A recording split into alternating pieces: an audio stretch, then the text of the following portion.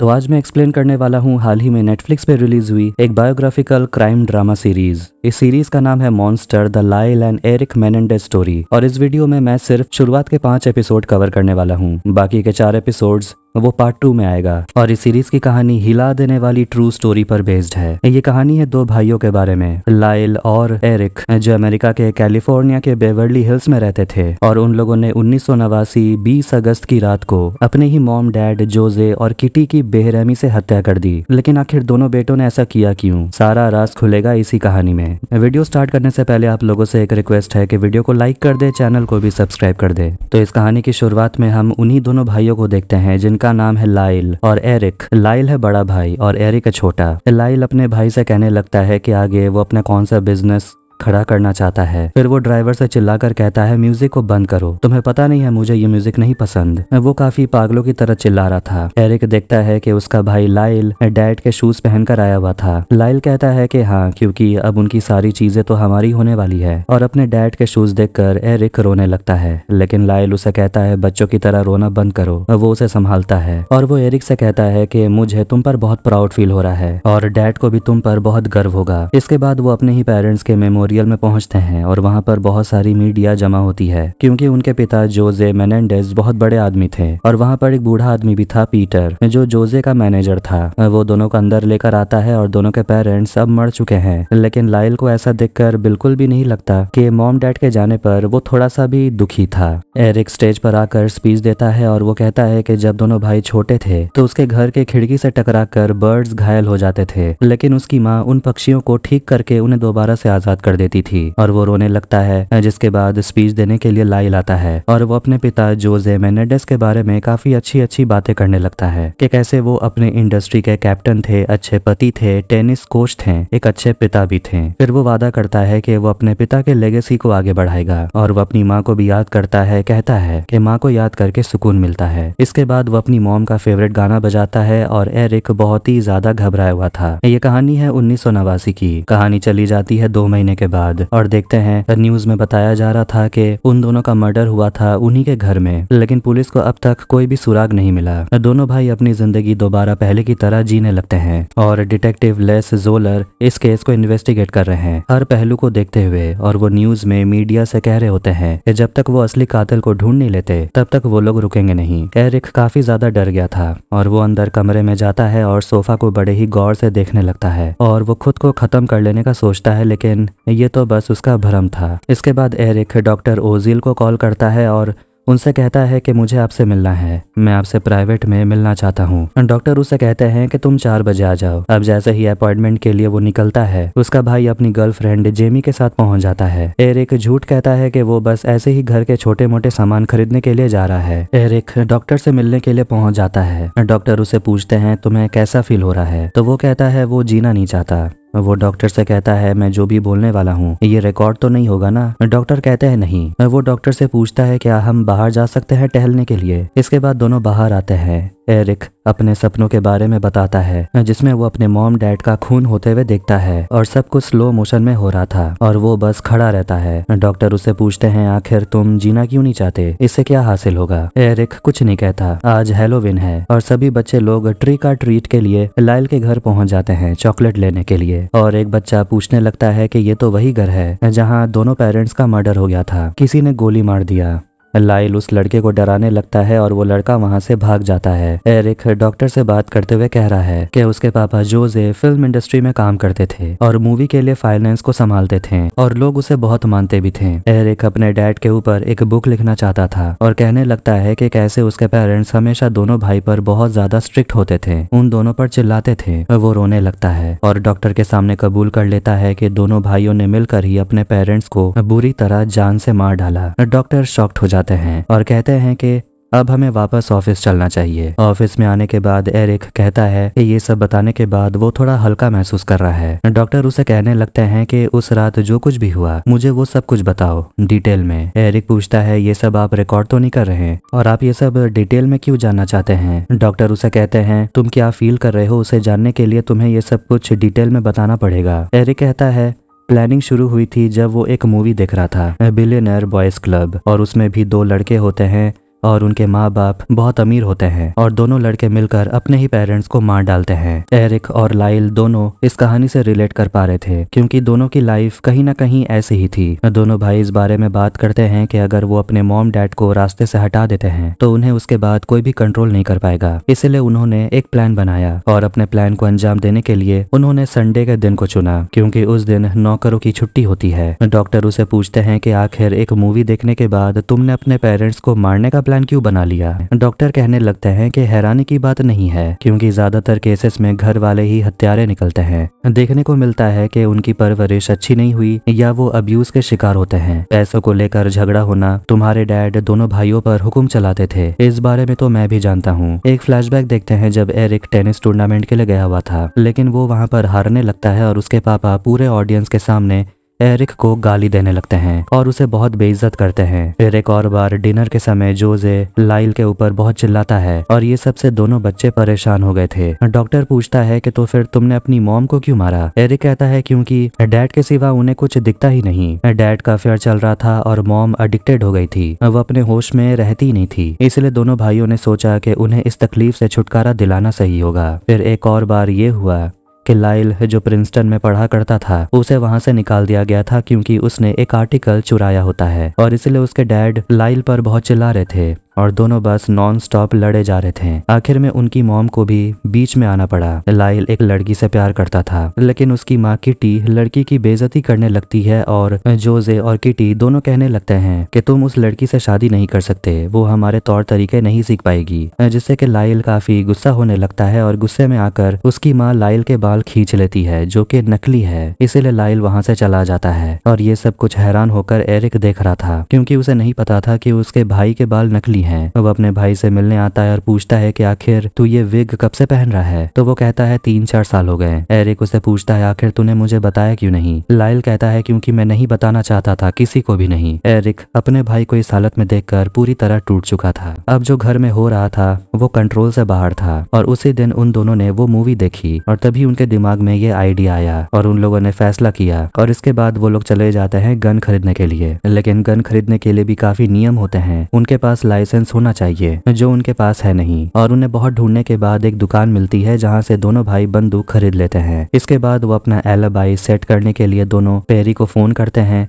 जो लाइल का दोस्त है और पूरा प्लान सेट हो चुका था। संडे भी था। दोनों भाई प्लान सेट करने के बाद घर पहुंचते हैं और हिम्मत जुटाने के बाद आखिर में वो लोग अंदर बंदूक लेकर जाते हैं और एरिक अपने डैड पर 2 बार गोली चलाता है उसी सोफा पर बैठे हुए। फिर वो अपनी मॉम का हाथ उड़ा देता है और उनके घुटने पर गोली मारता है। फिर पीछे से लाइल आकर अपने डैड का सिर उड़ा देता है और अपनी मॉम का भी काम तमाम कर देता है। फिर दोनों शॉटगन लेकर बाहर आते हैं और गाड़ी में रख देते हैं। इसके बाद दोनों अंदर आते हैं, थोड़ी साफ सफाई करते हैं, खुद को साफ करते हैं। फिर वो गाड़ी से निकलते हैं और एक जंगल के पास आकर अपना हथियार जिससे उन दोनों ने अपने पेरेंट्स को मारा वो दफना देते हैं। फिर दोनों जाते हैं थिएटर बैटमैन मूवी देखने के लिए लेकिन मूवी शुरू हो चुका था, इसीलिए काउंटर में बैठी हुई लड़की टिकट देने से मना कर देती है। इसके बाद वो लोग जाते हैं कैफे जहाँ पर वो लोग वाइन पीने लगते हैं और उसके बाद जब वो लोग घर पहुँचते हैं तो वो पुलिस को फोन करके नाटक करते हैं जैसे कि उनके घर पहुँचने के बाद उन्हें पता चला कि किसी ने उनके पेरेंट्स को मार डाला है। ये सब बताने के बाद एरिक वहाँ से जाने लगता है लेकिन डॉक्टर उसे कहते हैं कि मुझे सारे डिटेल्स बताओ। मगर वो डॉक्टर से कहने लगता है कि आप कैसे डॉक्टर हो, आप ये क्यों नहीं कहते कि मैंने कुछ भी गलत नहीं किया। आप मुझे अच्छा फील करवाना चाहते ही हो तो मुझसे ये कहिए कि मैंने सही किया। और वो रोने लगता है और कहता है मुझे बुरे सपने आते हैं और ये सपने रुकते ही नहीं। डॉक्टर उसे संभालते हैं और कहते हैं कि मैंने तुम्हारे भाई को भी यहाँ बुलाया है। लाइल बच्चों को चॉकलेट बांट रहा था लेकिन एक मोटे लड़के से उसका झगड़ा हो जाता है। डॉक्टर उसे कॉल करते हैं और बताते हैं कि एरिक मेरे ऑफिस में है और तुम दोनों ने जो कुछ भी किया उसके बारे में एरिक ने सब कुछ बता दिया है। डॉक्टर बाहर कॉफी लाने के लिए जाने लगता है और वो उसे कहता है तुम यहीं रहो, तुम्हारा भाई आता ही होगा। डॉक्टर भागते हुए बाहर जाता है और फटाफट वो अपनी एक पेशेंट जेरी को कॉल करता है जिससे वो प्यार भी करता है और उसे बता देता है कि लाइल और एरिक दोनों ने मिलकर अपने पेरेंट्स को मार डाला और शायद अब मैं भी जिंदा नहीं बचूंगा, इसलिए तुम्हें विटनेस बनने के लिए यहाँ पर आना पड़ेगा। अब इसके बाद हम जेरी को देखते हैं जो ऑफिस के बाहर वेटिंग रूम में बैठी होती है और लाइल भी वहीं पर आ गया था और वो अंदर जाकर अपने भाई से पूछने लगता है कि तुमने आखिर डॉक्टर को क्यों बताया। लाइल यही कहने लगता है कि उनके मॉम डैड को माफिया ने मारा है। वो डॉक्टर से कहता है कि इसने जो कुछ भी आपको बताया जरूरी नहीं है वो सच है, इसकी हालत देखिए। जेरी बाहर से ये सब कुछ सुन रही थी। लाइल डॉक्टर से पूछता है आखिर वो औरत कौन थी। डॉक्टर कहता है मुझे खुद नहीं पता, चिंता मत करो, ये रूम साउंड प्रूफ है। डॉक्टर लाइल को समझाने की कोशिश करते हैं कि ये लोग जो भी बात करेंगे वो सब कॉन्फिडेंशियल है, तुम एक बार बैठो तो सही, और तुम्हारे पॉकेट में क्या है। लाइल अपने भाई पर चिल्लाने लगता है कि आखिर ये सब कुछ डॉक्टर को बताने की क्या जरूरत थी। डॉक्टर लाइल से पूछता है तुम्हारे पॉकेट में क्या है। लाइल कहता है ये तो बस स्नीकर्स है। लाइल आखिरकार शांति से बैठता है और डॉक्टर उसे कहने लगते हैं कि मैं ये सब किसी को नहीं बताऊंगा, लेकिन अगर तुम दोनों को सजा होती है तो इसमें मेरा हाथ नहीं है, लेकिन अगर तुम दोनों को किसी ने देख लिया हो तो फिर मैं तुम्हें नहीं बचा सकता। तुम दोनों मुझे बताओ कि क्या हुआ था डिटेल में, क्योंकि मर्डर्स कई तरह के होते हैं और मैं तुम दोनों के लिए कोर्ट में गवाही भी दे सकता हूँ। लाइल अपने भाई को चलने को बोलता है क्योंकि उसे डॉक्टर पर भरोसा नहीं था, और वो डॉक्टर रोजिल से पूछता है कि तुम इस इन्फॉर्मेशन का करोगे क्या। डॉक्टर कहता है कुछ भी नहीं। दोनों भाई गाड़ी में आकर बैठते हैं और एरिक अपने भाई से माफी मांगता है। लाइल कहता है कि हमें इस डॉक्टर को भी मारना पड़ेगा। मर्डर वाली रात दोनों भाई थिएटर और रेस्टोरेंट घूमने के बाद जब वापस अपने घर पहुंचते हैं, उनके घर के आसपास कोई भी नहीं होता और उनके मॉम डैड की डेड बॉडी कमरे में पड़ी हुई थी। जिसके बाद लाइल रोते हुए पुलिस स्टेशन कॉल करता है और नाटक करते हुए पुलिस को बोल देता है कि वो और उसके भाई जब घर आए तो उसके मॉम डैड मरे हुए थे। इसके बाद वहां पर पुलिस पहुंच जाती है और फिलहाल वो दोनों भाई को हाथ ऊपर करने को बोलते हैं। डिटेक्टिव जोलर और डिटेक्टिव टॉम भी वहां पर आते हैं और लाइल उनके सामने रोते हुए नाटक करने लगता है, वो भी टॉप क्लास की एक्टिंग। और वो डिटेक्टिव से कहता है कि उसके पिता बहुत ही पावरफुल बिजनेसमैन है और बिजनेस के लिए उनके डैड को कई बुरे लोगों को झेलना पड़ता था। एरिक कहता है कि उनके मॉम डैड को माफिया ने मारा है। इसके बाद दोनों भाइयों को ले जाया जाता है पुलिस स्टेशन स्टेटमेंट लेने के लिए। दोनों गाड़ी में डिस्कस कर रहे थे कि पहले स्टेटमेंट देने के लिए कौन जाएगा। दूसरी तरफ घर पर डिटेक्टिव और फॉरेंसिक की टीम पहुंच जाती है मर्डर सीन को देखने के लिए। एरिक अपनी गवाही देने लगता है और यहाँ डिटेक्टिव को पता चलता है कि मौत करीब रात 10 बजे हुई थी और पुलिस को कॉल आया था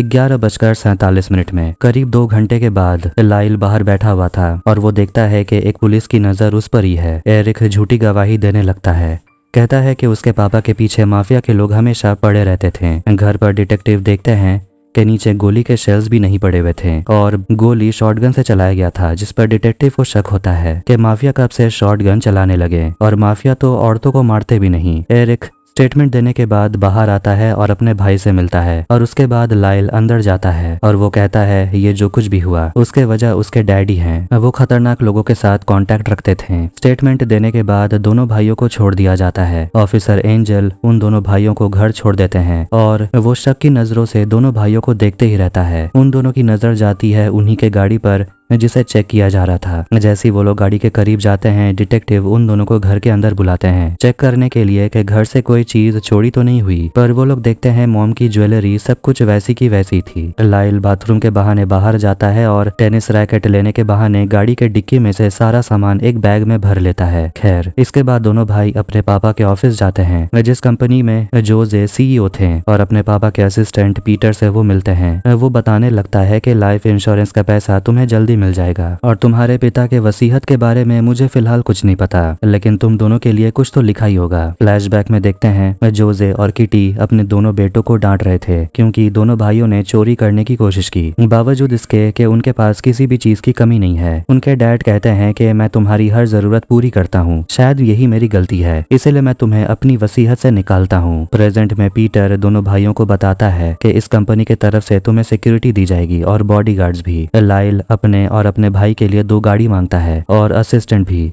जो उनके लिए सारा काम कर दे। वो पीटर से पूछता है क्या पुलिस ने आपसे भी बात की है। पीटर कहता है मैंने सुना है पुलिस को एक सुराग मिला है। जब तुम्हारे मॉम डैड का मर्डर हुआ था घर के बाहर एक व्हाइट कलर की गाड़ी दिखाई दी थी जो उस जगह भी दिखाई दी थी जहाँ पर एक एडल्ट फिल्म प्रोड्यूसर का मर्डर हुआ था। दोनों भाई राहत की सांस लेते हैं कि लगता है अब आराम से केस क्लोज हो जाएगा। इसके बाद दोनों भाई एक होटल में आराम की जिंदगी जीने लगते हैं और एरिक अपने लिए खाना ऑर्डर करता है और तभी लाइल वो वहां आकर अपने लिए बहुत ही ज्यादा महंगा खाना ऑर्डर करने लगता है, जिससे कि एरिक थोड़ा सा डर गया था और लाइल उसे कहता है लगता है तुम्हें अभी भी समझ नहीं आया, हम लोग जीत गए हैं, अब हमें कोई भी नहीं पकड़ सकता, इसके बाद हम जिंदगी शान से जिएंगे। लाइल यहाँ ये भी कहता है कि वसीयत में हमारा नाम नहीं होगा, इसलिए हमें अपने डैड के वसीयत को ढूंढना होगा और हम उसे जला देंगे, फिलहाल तब तक मजे करेंगे। इसके बाद दोनों भाई जमकर पैसा उड़ाते हैं, जो पैसा उनका तो है ही नहीं, उनके पापा के कंपनी उसे दे रहे हैं। दोनों भाई जमकर घर पर पार्टी करते हैं, नशा करते हैं। इसके बाद सारे डिटेक्टिव्स चीफ से जाकर मिलते हैं और उन्हें सारी खबर देते हैं कि वो लोग जोजे के रिश्तेदार और करीबी लोगों से पूछताछ कर रहे हैं। फिलहाल उन्हें कुछ भी पुख्ता सबूत नहीं मिला। चीफ सारे डिटेक्टिव से कहते हैं तुरंत अपनी कमर कस लो, क्योंकि ऐसा कभी भी हमारे शहर बेवर्ली हिल्स में नहीं हुआ। उन दोनों की मौत को देखकर सभी को लगता है कि अगला नंबर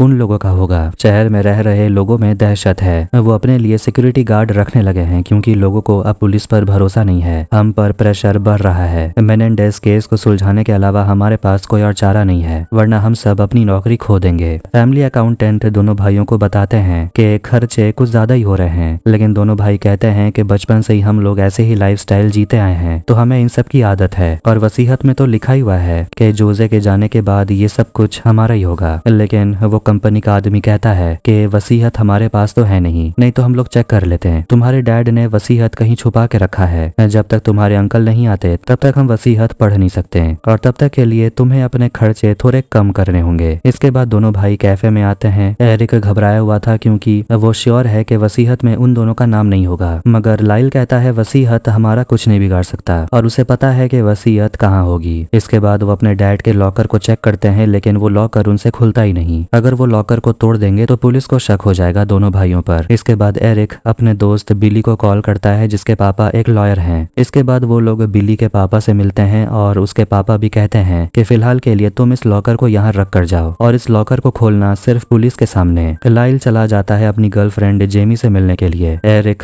उसी लॉयर के घर पर ही सो जाता है। अगली सुबह देखते हैं कि जब दोनों भाइयों के अंकल कार्लोस पहुंच जाते हैं, तब एक लोहार आकर लॉकर को खोल देता है, और लाइल बहाना मारकर पहले अंदर चला जाता है देखने के लिए कि वसीयत में क्या लिखा है, लेकिन अंदर तो कोई वसीयत होता ही नहीं। अगले दिन वो सभी घर पहुंच जाते हैं, और तब एक नौकरानी को अलमारी में से कागज मिलता है, और ये वसीयत का एक पन्ना था, जिसमें वो दोनों भाइयों को पता चलता है कि उनके डैड का हर एक प्रॉपर्टी, हर एक चीज उन दोनों भाइयों को ही मिलता है, जिससे कि दोनों भाई बहुत खुश हो गए थे। फैमिली अकाउंटेंट सभी के सामने वसीयत को पढ़ते हैं, और उसमें लिखा हुआ था कि जोजे के कमाए हुए हर चीज का 2 हिस्सा होगा, और ये उनके दोनों बेटों को जाएगा। जब तक उनके मॉम डैड के फ्यूनरल का समय आता है, दोनों भाई हर चीज का पूरा मजा लेने लगते हैं। अपने लिए नया घर खरीदते हैं। एरिक मॉडलिंग शुरू कर देता है और वो फोटो शूट कराता है। अब प्रेजेंट में हम देखते हैं जब वो दोनों डॉक्टर से मिलने के बाद घर वापस आ गए थे। एरिक कहने लगता है कि वो लोग डॉक्टर को नहीं मार सकते, मगर लाइल कहता है कि हमें उस डॉक्टर पर नजर रखना होगा। इसके बाद तुम किसी को भी सच मत बताना,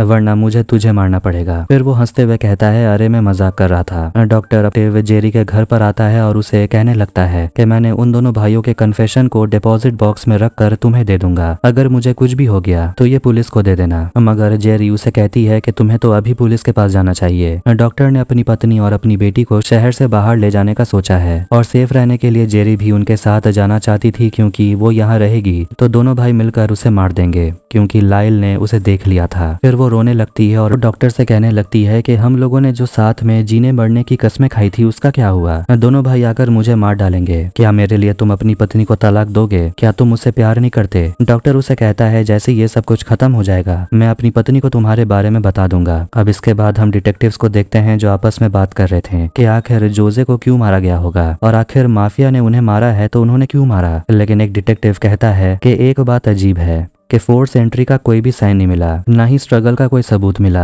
ऐसा लगता है कि जोजे और किटी हमलावरों को जानते थे, और इसीलिए उनका शक दोनों बच्चों पर ही जाता है। लेकिन डिटेक्टिव टॉम को ऐसा नहीं लगता, और वो दोनों डिटेक्टिव को समझाता है कि अगर हमें उन्हें अरेस्ट करना भी है तो हमें सबूत ढूंढना होगा। फिर उन्हें पता चलता है कि एरिक के एक दोस्त का कॉल आया था जो डिटेक्टिव्स को ढूंढ रहा था। खैर, अब दोनों भाई डॉक्टर से मिलने के लिए जाते हैं, और वहाँ एरिक बताता है कि उसने अपने एक दोस्त क्रेग के साथ मिलकर स्क्रीन प्ले लिखा था अपने पेरेंट्स को मारने के बारे में, जिससे लाइल थोड़ा सा गुस्सा हो जाता है। डॉक्टर उन्हें बता देते हैं कि मैंने तुम्हारे पुराने कन्फेशन को सेफ्टी डिपॉजिट बॉक्स में रख दिया है, अगर मुझे कुछ भी होता है तो तुम दोनों के लिए अच्छा नहीं होगा। लाइल उसे पूछता है कि तुम हमें धमकी दे रहे हो? डॉक्टर कहता है बिल्कुल भी नहीं, ये मेरी सिक्योरिटी के लिए है। अगर तुम चाहते हो कि मैं तुम्हें इस इमोशन से निकालूं जिसके वजह से तुमने अपने मॉम डैड को मार डाला, तो मुझे तुम्हारी मदद करने की जरूरत है। मैं ये सब रिकॉर्ड करूंगा और वादा करता हूँ कि ये रिकॉर्डिंग मेरे पास ही रहेगी, सेफ। एरिक का दोस्त क्रेग डिटेक्टिव से मिलने के लिए पहुंच जाता है, और वो बता देता है कि उसके दोस्त एरिक ने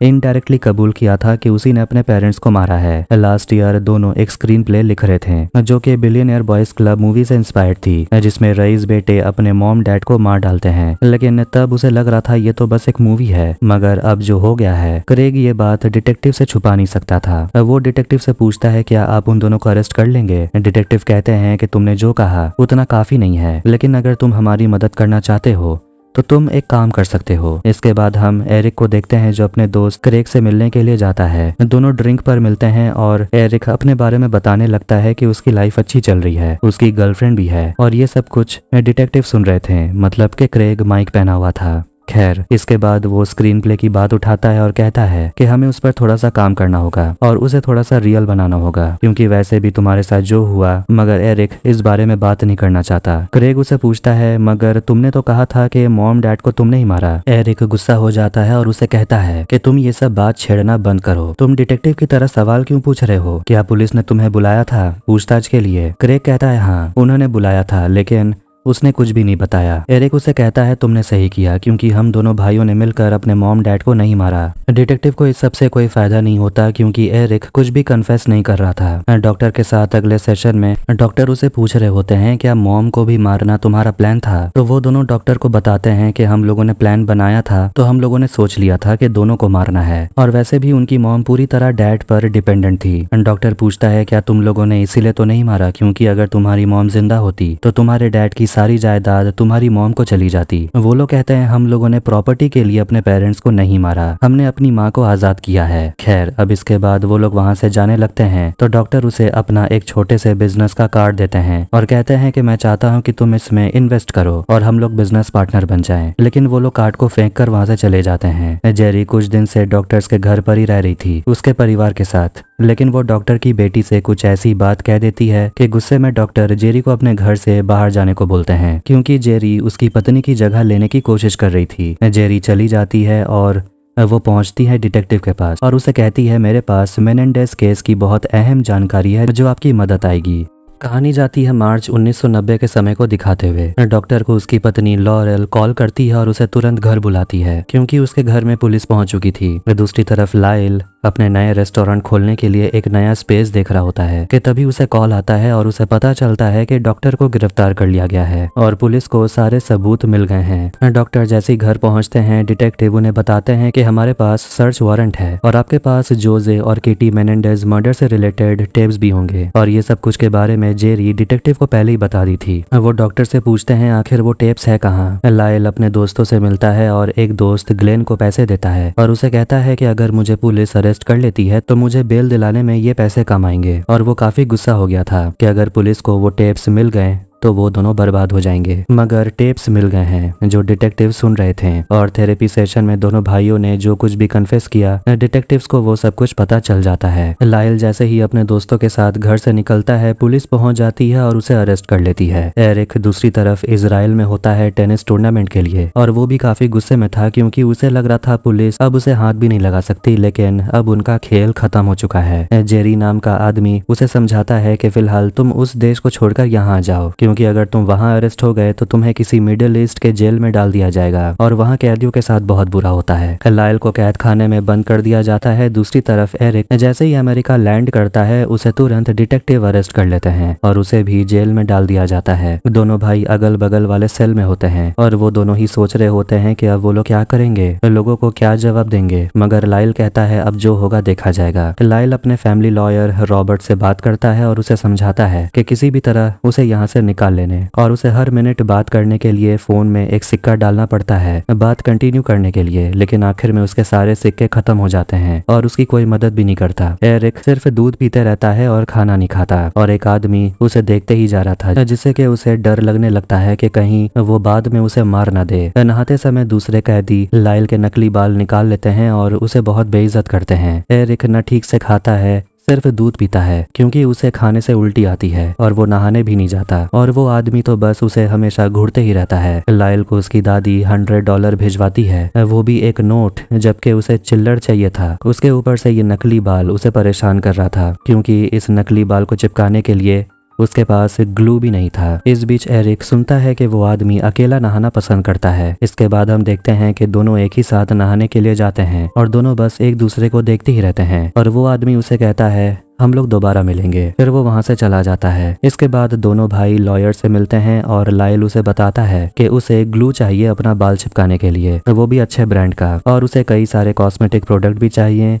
जिस पर लॉयर उसे कहने लगता है कि ऐसा लग रहा है कि जैसे तुम लोग यहाँ पर छुट्टी मनाने के लिए आए हो। मगर लाइल उसको समझाने लगता है कि अगर हमें कोर्ट में प्रेजेंट किया जाएगा तो हमें अच्छा दिखना पड़ेगा ताकि लोगों की सिंपैथी हमें मिले, क्योंकि हम लोगों ने मर्डर नहीं किया। वकील उसे गैस चैम्बर का फोटो दिखाता है और कहता है कि तुम दोनों के लिए इसे बनाया गया है। सच बात यह है कि तुम जैसे अमीर बिगड़ैल भाइयों पर कोई भी तरस नहीं खाने वाला, क्योंकि लोग तुम्हें साइको समझते हैं। अब वो समय गया जो तुम अपना इमेज बनाना चाहते थे, लोग वो नहीं समझेंगे क्योंकि लोगों ने अपना ओपिनियन बना लिया है। एरिक वकील से कहता है मैं आपको सब कुछ बताना चाहता हूँ उस दिन के बारे में जब मर्डर हुआ था। जब दोनों वहां से निकलते हैं तो लाइल अपने भाई को समझाता है कि किसी को भी कुछ भी बताने की जरूरत नहीं है। मेनेंडेस परिवार वाले वकील पर चिल्ला रहे होते हैं कि वो दोनों बच्चों को बचा भी नहीं पा रहे हैं, लेकिन वकील कहता है कि उनको बचाना नामुमकिन है और वो लोग वकील को काम से निकाल देते हैं। और जाने से पहले वकील उनको बता देता है कि दोनों के कन्फेशन टेप्स डिटेक्टिव के पास हैं और पुलिस ने वो टेप सुन लिया है। हाँ, मैं आपकी मदद नहीं कर सकता क्योंकि मुझे उन दोनों भाइयों पर यकीन तो है नहीं, इसलिए किसी ऐसे को ढूंढ लीजिए जो उन पर यकीन करे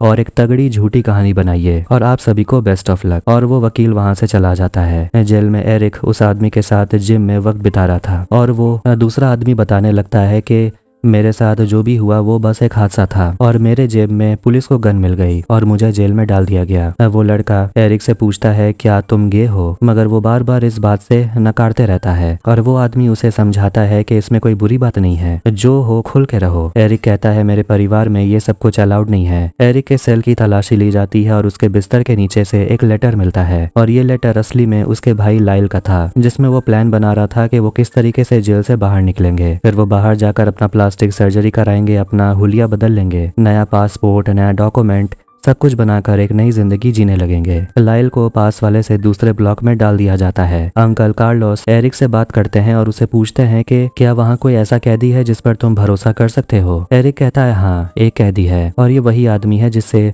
वो अगले दिन भी मिलता है। इसके बाद हमें कपल को देखते हैं जो बच्चा अडॉप्ट करने के लिए एडॉप्शन एजेंसी आते हैं। हस्बैंड का नाम है टिम और पत्नी है लेस्ली जो एक क्रिमिनल डिफेंस अटॉर्नी है और उन दोनों का पहले इंटरव्यू लिया जाता है। लेस्ली बताने लगती है कि वो पहले भी एक बच्चे को पाल चुकी है और तब वो अच्छी माँ नहीं थी, लेकिन वो बुरी माँ भी नहीं है, लेकिन अब वो बिल्कुल श्योर है कि वो अच्छी माँ बनेगी। इसके बाद वो एक रेस्टोरेंट में जाकर एक जर्नलिस्ट से मिलती है और वो लोग भी मर्डर केस के बारे में बात कर रहे थे और जर्नलिस्ट को लगता है कि दोनों भाइयों को बचाया नहीं जा सकता, मगर लेस्ली कहती है कि भले ही वो दोनों खूनी हो सकते हैं मगर उन दोनों को भी पूरा हक है कि वो अपना केस लड़े और मैं होती तो उनके केस को लड़ने के लिए तैयार होती। उस रेस्टोरेंट में एक बुढ़ा जर्नलिस्ट होता है डोमिनिक। वो लेस्ली को पहचानता है और उसके बारे में बुरा कहने लगता है कि वो हमेशा साइकोपाथ्स के लिए खड़ी रहती है, खासकर जवान लड़कों के लिए वो हमेशा लड़ती है।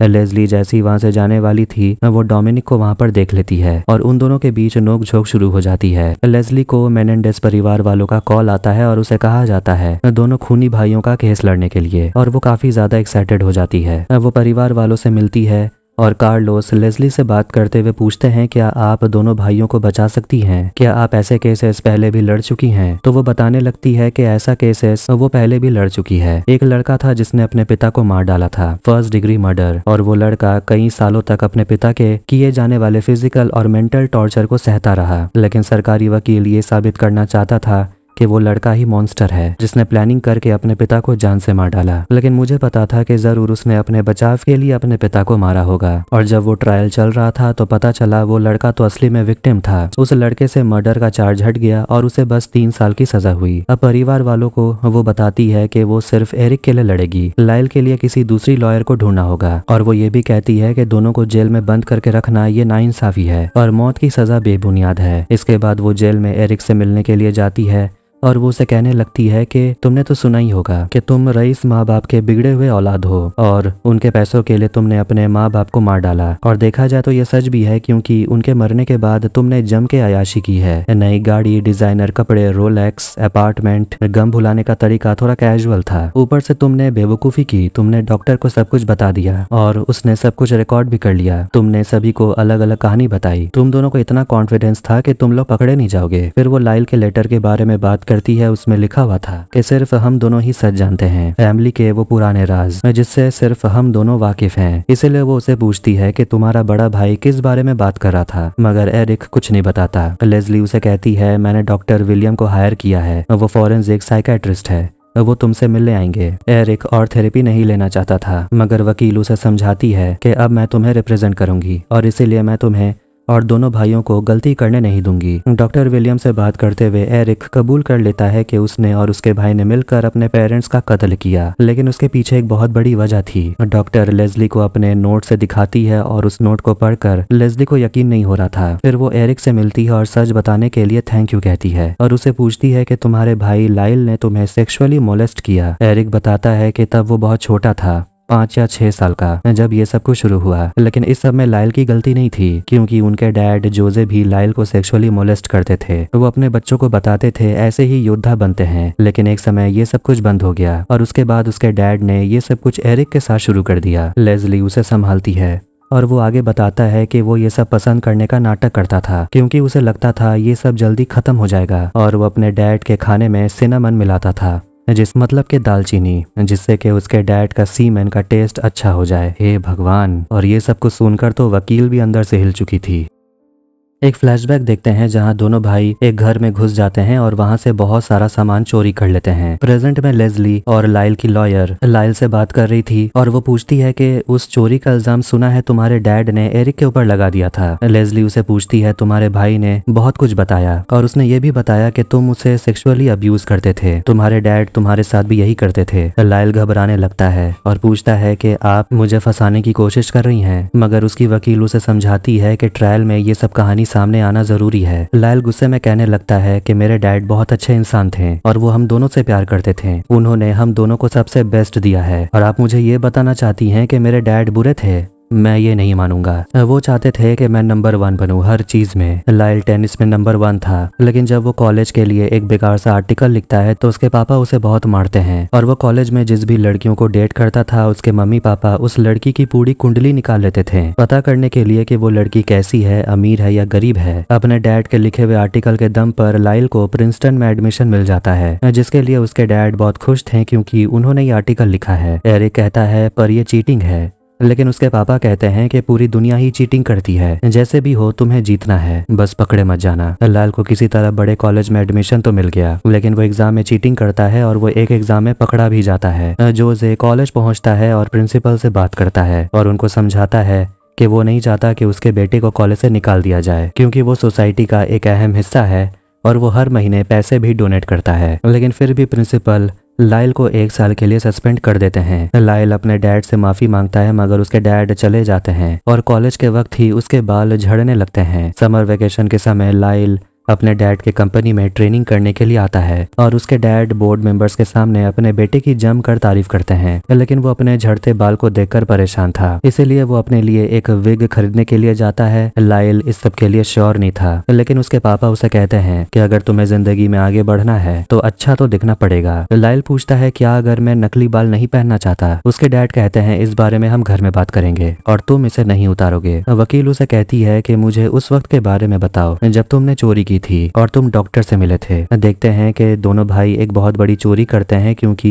डैड उन्हें पैसे नहीं देते थे, लेकिन अगले ही दिन वो लोग पकड़े जाते हैं और इस बारे में जोजे को भी पता चल जाता है। वो अपने दोनों बेटों पर बहुत ज्यादा गुस्सा थे। लाइल अपने डैड से सॉरी कहता है और बेल दिलवाने के लिए थैंक यू कहता है, लेकिन उसके डैड उसे कहते हैं कि मैं तुम दोनों को अपनी वसीयत से बेदखल करता हूँ। वो दोनों से चिल्लाकर कहते हैं मैंने कहा था चोरी करो, चीटिंग करो, लेकिन कभी पकड़े मत जाओ। अब इसी के बाद दोनों भाई जाने लगते हैं डॉक्टर ओजिल के पास थेरेपी लेने के लिए। लेज़ली लायल से पूछती है, तुमने अपने सेक्सुअल अब्यूज के बारे में डॉक्टर को क्यों नहीं बताया? हम समझते हैं कि तुम अपने डैड से प्यार करते हो, लेकिन तुम्हारे डैड तुम्हारा शोषण करते थे और हमें ये सब कुछ डिटेल में जानना है। लायल बताने लगता है कि उसने इस बारे में अपने एक कॉलेज के रूममेट डोनोवन को और अपनी कजन सिस्टर को बताया था। वकील पूछती है, जब ये सब शुरू हुआ तुम्हारी उम्र कितनी थी? लायल कहता है 6 साल। वो कहानी कहने लगता है कि टेनिस के बाद उसके डैड उसे मसाज दिया करते थे और तभी से ये सब कुछ शुरू हुआ। जिल पूछती है, क्या तुम्हारी मॉम को ये सब के बारे में पता था? वो कहता है शायद नहीं। जब वो 7 साल का हुआ तो उसके डैड उसे अडल्ट मूवीज दिखाने लगे, यहाँ तक कि उसके डैड उसे ओरल सेक्स भी करवाते थे, उसके अंदर चीजें डालते थे और उसने ये सब कुछ अपने कजन सिस्टर को बताया और वो लड़की जाकर इस बारे में किटी को बता देती है, लेकिन उस औरत को तो ये सबसे कोई फर्क ही नहीं पड़ता। इसके बाद ये सब कुछ एरिक के साथ शुरू हो गया। दोनों भाई बड़े होते गए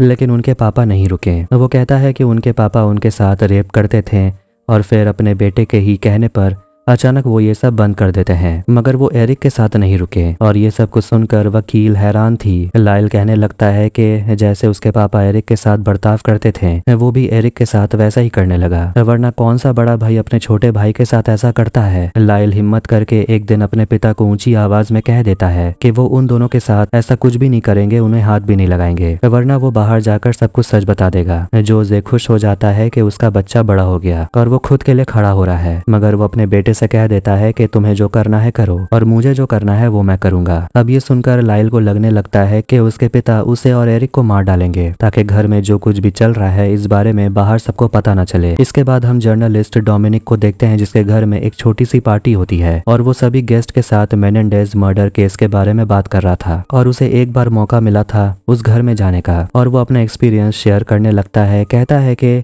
उनका घर इतना शानदार है, देखने से लगता ही नहीं कि वहाँ इंसान नहीं दरिंदे रहते हैं। और वहाँ उस कमरे को देखकर डोमिनिक को समझ आ गया था कि आखिर दोनों भाइयों ने अपने मॉम डैड को कैसे मारा होगा और उसे लगता है कि दोनों भाई साल भर से अपने मॉम को मारने के बारे में सोच रहे थे और उसका सोर्स कोई और नहीं बल्कि क्रेग है जो डोमिनिक से मिलकर उसे स्क्रीन प्ले के बारे में बता देता है, जहां एरिक ने ये स्टोरी लिखा था कि कैसे अमीर बिगड़ैल बच्चे अपने मॉम डैड का कत्ल कर देते हैं। डोमिनिक के हिसाब से ये दोनों भाई रत्ती भर भी हमदर्दी के लायक नहीं है। लेज़ली मीडिया से बात करके कहती है कि ये दोनों भाई बहुत ही प्यारे हैं और उसी इंटरव्यू के बारे में पार्टी में लोग बात कर रहे थे कि यकीन नहीं होता कि लेज़ली ने उन दोनों भाइयों को प्यारा कहा। गेस्ट पूछते हैं कि आखिर वो दोनों अपने मॉम डैड को मारेंगे क्यों? डोमिनिक कहता है कि जिस बेरहमी से दोनों भाइयों ने अपने मॉम डैड को मारा ऐसा कोई भी पैसों के लिए नहीं करता। शॉटगन से चेहरे के चीथड़े उड़ा देना ये तो पैसों की बात है ही नहीं, राज कुछ और है और काफी गहरा है और भयानक है। गेस्ट पूछते हैं कि आपके नए आर्टिकल का नाम क्या होगा, तो वो कहता है नाइटमेयर ऑन एल्म स्ट्रीट। अब अगले दिन ये आर्टिकल पढ़ के लेज़ली बहुत ज्यादा गुस्सा होती है और वो अपने पति टीम के सामने फ्रस्ट्रेशन निकाल रही थी कि उस बूढ़े रिपोर्टर ने फॉरेंसिक रिपोर्ट पढ़ने की जहमत भी नहीं उठाई, उसने कुछ भी लिख डाला है। अगले हफ्ते वो फिर से दोनों एडॉप्शन के लिए जाने वाले थे, लेकिन लेज़ली कहती है कि उसे प्री ट्रायल में जाना होगा। टीम परेशान हो गया था क्योंकि उसकी पत्नी इस केस में कुछ ज्यादा ही फंसी हुई है और उसका पति कहता है कि अच्छा तो यही होगा कि हम इन दोनों भाइयों को ही अडॉप्ट कर लेते हैं। लेज़ली कहती है एरिक को कर सकते हैं। अब इसके बाद वो जाती है रेस्टोरेंट में लाइल के दोस्त डोनोवान से मिलने के लिए। वो कहता है कि मैं आपके सामने बात करने में कंफर्टेबल हूँ, लेकिन मैं कोर्ट में कुछ भी नहीं कहूंगा। लेज़ली उसे कहती है तुम कोर्ट को अवॉइड नहीं कर सकते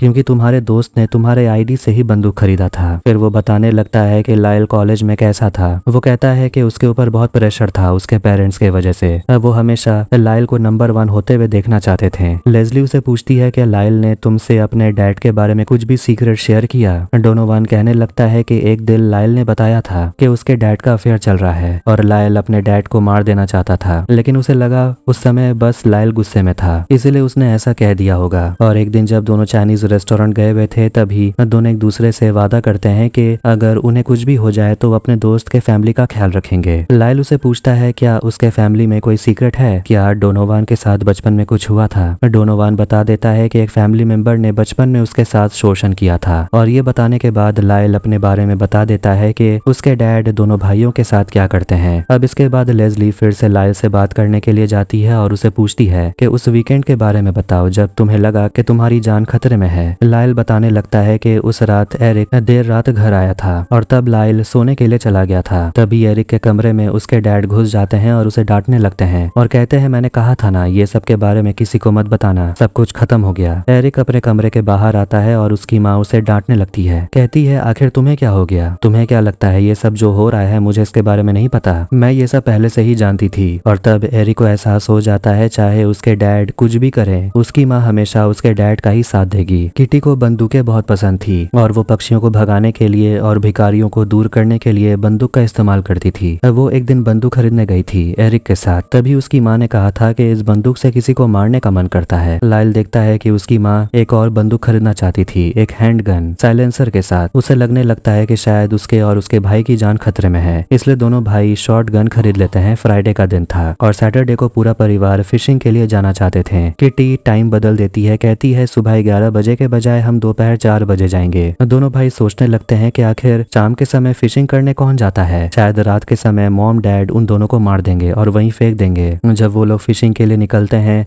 वो अपने मॉम के बैग में बंदूक देख लेते हैं। इसके बाद पूरा परिवार यॉट के मदद से समंदर के बीच में चले जाते हैं और दोनों भाई बहुत ज्यादा डरे हुए थे क्योंकि उन्हें लग रहा था कि आज वो दोनों मर जाएंगे। लाइल अपने भाई से माफी मांगता है क्योंकि उसने अपने भाई को मोलेस्ट किया। एरिक अपने भाई से कहता है इसमें तुम्हारी गलती नहीं है। दोनों एक दूसरे से वादा करते हैं कुछ भी हो जाए दोनों एक दूसरे का साथ देंगे, कभी नहीं एक दूसरे का साथ छोड़ेंगे। अब इस ट्रिप में उनके साथ कुछ भी नहीं होता। दोनों सुरक्षित घर वापस आ जाते हैं और बंदूक खरीदकर शूटिंग रेंज जाकर बंदूक चलाना प्रैक्टिस करते हैं। लाइल से सारी बातें सुनने के बाद लेस्ली अब वापस अपने क्लाइंट एरिक से मिलने के लिए आती है। फिर वो उसे पूछती है उसका हालचाल क्या है और वो यहाँ ठीक से खा पी रहा है या नहीं। एरिक कहता है कि वो यहाँ अकेला पड़ गया है क्योंकि उसके भाई को कहीं और शिफ्ट कर दिया गया है और उसे एक लड़के पर भरोसा था और वो भी कुछ दिन से दिख नहीं रहा। लेस्ली उसे कह देती है कि तुम्हारे भाई से मेरी बात हुई। वो उसे पूछती है कि तुम्हें लाइल की बातों पर भरोसा है। एरिक कहता है बिल्कुल, वो झूठ क्यों बोलेगा। लेस्ली उसे पूछती है तुम्हारे साथ आखिर हो क्या रहा था, क्योंकि मुझे पता है लाइल के साथ जो कुछ भी हुआ उससे भी बदतर तुम्हारे साथ हो रहा था, तुम सब कुछ डिटेल में बताओ। एरिक बताता है जब उसके साथ ऐसा कुछ होने वाला था तो वो भाग जाया करता था, लेकिन फिर उसे डैड अपने घर ले आते थे और इस सब का कोई फायदा नहीं होता। फिर वो बताने लगता है कि कैसे ये सब कुछ शुरू हुआ था। टेनिस के बाद उसके डैड उसे मसाज दिया करते थे, फिर उसके डैड उसे बेसमेंट में बंद कर देते थे ताकि वो अंदर से स्ट्रांग बने। कभी कभी उसके डैड उस पर बहुत चिल्लाते थे मगर कभी कभी उसके डैड काफी शांत हो जाते थे जो कि उसे पसंद भी आता था। जब उसके डैड उसे मसाज करते थे तो उसे लगता था कि उसके डैड उसकी देखभाली तो कर रहे हैं। फिर धीरे धीरे मसाज करने का तरीका बदल गया। उसे लगता था कि उसके डैड दोनों भाइयों को तैयार कर रहे हैं किसी बड़ी चीज के लिए। इसके बाद दोनों भाई अपने टीनेज में पहुंच गए और फिर उसके डैड एरिक के प्राइवेट पार्ट को मसाज देने लगे। फिर उसके डैड उसका रेप करने लगे। लॉर पूछती है ये सब कब से चल रहा था, तो वो कहता है 11 साल से लेकर जब उनका मर्डर हुआ उससे 3-4 महीने पहले तक। वकील कहती है मतलब तुम्हारे डैड ने करीब 100 से भी ज्यादा बार तुम्हारा रेप किया। एरिक कहता है वो कुछ कर भी तो नहीं सकता था, उसकी यही जिंदगी थी, उसने ये मान लिया था। और फिर माउथ मसाज शुरू हो गया। वो कहने लगता है कोई भी अपने परिवार के साथ ऐसा कभी नहीं करेगा। वकील कहती है तुम्हारे साथ सच में बहुत बुरा हुआ। एरिक कहने लगता है ये सब के बावजूद वो दोनों भाई अपने डैड से बहुत प्यार करते थे और यही तो था सबसे बड़ा टॉर्चर। लेस्ली ये कहानी सुनकर अंदर से हिल चुकी थी और कहती है मैंने बहुत सारी कहानियां सुनी है लेकिन ऐसा कभी कुछ नहीं सुना। तुमने इतना कुछ सहा, इतना कुछ देखा और उसके बावजूद तुम मुझे ये सब कुछ बता रहे हो, तुम बहुत बहादुर हो। फिर वो अपने बारे में बताती है कि उसके पिता ने भी उसके परिवार को छोड़ दिया था और 34 साल हो गए उसके पिता किसी दूसरे परिवार के साथ रह रहे हैं और उसने आज तक लेस्ली से मिलने की कोशिश भी नहीं की। लेकिन वो एरिक से कहती है कि तुम्हारी कहानी के सामने तो ये सब कुछ भी नहीं है। तुम्हारी स्टोरी सुनने के बाद मेरा दिल दहल गया है। मैं अपने डैड को कभी माफ नहीं कर सकती, इसलिए तुम्हें अपने डैड के बारे में भी ऐसा ही सोचना चाहिए। उनसे प्यार मत करो। मैं तुमसे पूछना चाहती हूँ कि ये सब के बीच तुम्हारी माँ कहाँ थी। एरिक कहता है कि उसके डैड का अफेयर चल रहा था और उन्होंने मॉम की जिंदगी बर्बाद करके रख दी थी। और वो एक और अजीब बात बताता है कि उसकी मॉम अपने कपड़े उतार कर अपने दोनों बेटों के सामने आ जाया करती थी, बस कुछ करती नहीं थी। किटी जानती थी कि उसके पति और उसके बीच एरिक आ रहा था, इसीलिए किटी चाहती थी कि उसके बेटे की कोई गर्लफ्रेंड हो। और वो ये भी बताता है कि उसकी मॉम उसके प्राइवेट पार्ट को चेक करती थी कहीं उसे एड्स तो नहीं है, मगर फिर वो बोलता है कि इस बारे में वो बात नहीं करना चाहता। वकील पूछती है तुम्हारी माँ को एड्स का डर क्यों था, उन्हें क्यों लगता था कि तुम्हें एड्स हो जाएगा। वकील मुश्किल अभी भी कहने लगती है कि तुम्हारी माँ कोई माँ नहीं थी, मैं भी एक माँ हूँ। भले मैं परफेक्ट माँ नहीं हूँ, लेकिन मैं एक चांस लेना चाहती हूँ। लेकिन मुझे पता है कि तुम अपनी माँ से प्यार करते थे, सब अपनी माँ से करते हैं, लेकिन उन्हें ये सब पता होने के बावजूद उनका कुछ ना करना ये बहुत अजीब था। एरिक इतना सब कुछ सुनने के बाद भी अपनी मॉम का बचाव में कहने लगता है, लेकिन लेज़ली उसे रोकती है और कहती है कि तुम्हारी माँ बिल्कुल भी अच्छी नहीं थी, उन्होंने तुम्हें बचाने के लिए कुछ भी नहीं किया और इस समय तुम्हारी गलती नहीं है, तुम्हारे पेरेंट्स की थी। वो अपना ओपिनियन देने लगती है, कहती है कि तुम लोगों के साथ ये सब नहीं होना चाहिए था, मैं तो तुम्हारे डैड को गिनती में भी नहीं ला सकती, बस यही कह सकती हूँ कि तुम्हारे डैड और तुम्हारे मॉम जहाँ भी हैं वो वहीं रहना डिजर्व करते हैं। अब तुम ये बताओ कि तुम्हारी मॉम को डर क्यों लगता था कि तुम्हें एड्स हो जाएगा। वो रोते हुए कहता है कि उसे इस बारे में कुछ भी नहीं पता। फिर वो कहता है कि एक दिन उसकी मॉम ने दोनों भाइयों पर चिल्लाकर कहा था कि तुम दोनों भाई सोशियोपैथ हो। ये सुनने के बाद एरिक ने अपने मन में कहा कि अगर वो दोनों सोशियोपैथ हैं तो इसकी वजह है कौन, और वो बताने लगता है कि जब वो 16 साल का था तब उसे एक लड़के से प्यार हो गया था, लेकिन वो खुद को अभी तक समझ नहीं पाया कि आखिर वो है क्या लड़कों से प्यार करना नॉर्मल है। उसके साथ बचपन में जो कुछ भी हुआ उसके वजह से वो अंदर से टूट चुका है, क्योंकि उसे बचपन में कभी प्यार ही नहीं मिला। अब वो खुद को हर्ट मैन बुलाता है क्योंकि उसका दर्द कभी खत्म ही नहीं होता। अब वो कबूल करता है कि उसने अपने मॉम डैड के चेहरे पर गोली मारा और ये करना कोई आम बात नहीं है, और इसीलिए वो खुद को समझ नहीं पा रहा कि आखिर वो अंदर से है क्या। कहानी समय के साथ बहुत ही ज्यादा शॉकिंग और अजीब होते जा रही है, और ऐसा कुछ कभी किसी ने सोचा भी नहीं होगा जो इस कहानी में दिखाया गया है। और भयानक बात तो ये है कि ये सब कुछ रियल है। खैर, शुरुआत के 5 एपिसोड्स यहीं पर खत्म होते हैं, और पार्ट 2 देखना है तो फटाफट से चैनल को सब्सक्राइब कर ले और कमेंट में भी लिखें कि आपको पार्ट 2 चाहिए। तो अगर आपको ये वीडियो पसंद आया तो वीडियो को लाइक कर दें, चैनल को भी सब्सक्राइब कर दें। मिलते हैं नेक्स्ट वीडियो में। Take care.